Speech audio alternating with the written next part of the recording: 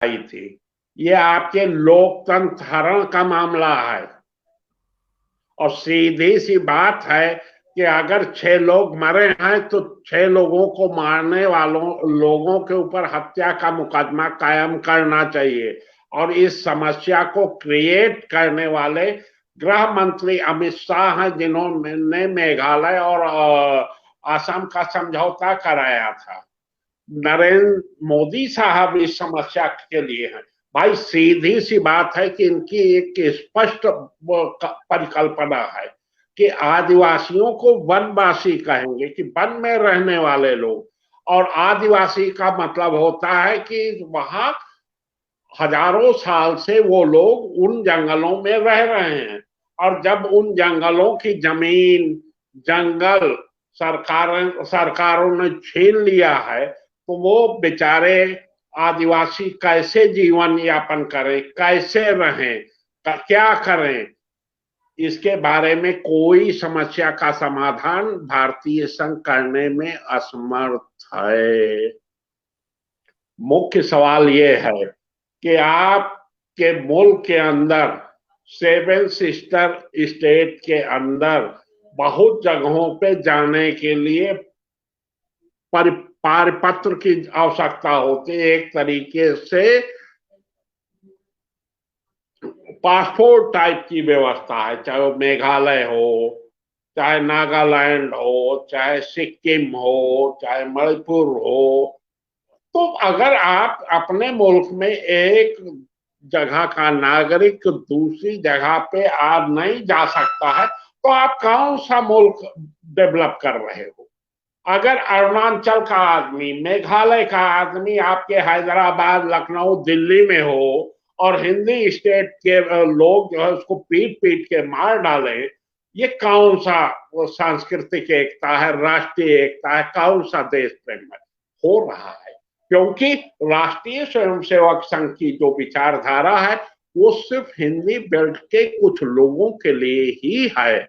इसके अतिरिक्त राष्ट्रीय स्वयंसेवक संघ पूरे देश को एक देश नहीं मानता है। भाई अगर आपके लोकतंत्र हरण के बाद मेघालय में, आसाम में, सेंट्रल में गवर्नमेंट है और 6 6 लोगों की हत्याएं हो जाती हैं, तो उसका जिम्मेदार कौन है? समझौता किसने असम और मेघालय के बीच? समझौताकार उसके मुलजिम है, आपके मोदी जी उसके मुलजिम हैं। अगर आप देश के नागरिकों को जीने का अधिकार नहीं दे सकते, उनकी रोजी रोटी का अधिकार नहीं दे सकते, काहे के लिए सरकार होती है? काहे के लिए देश प्रेम होता है? भाई देश प्रेम इसी वजह से होता है कि देश हमारी रक्षा करता है। और देश है अगर हमारी सारी प्रॉपर्टी, सारी चीजें।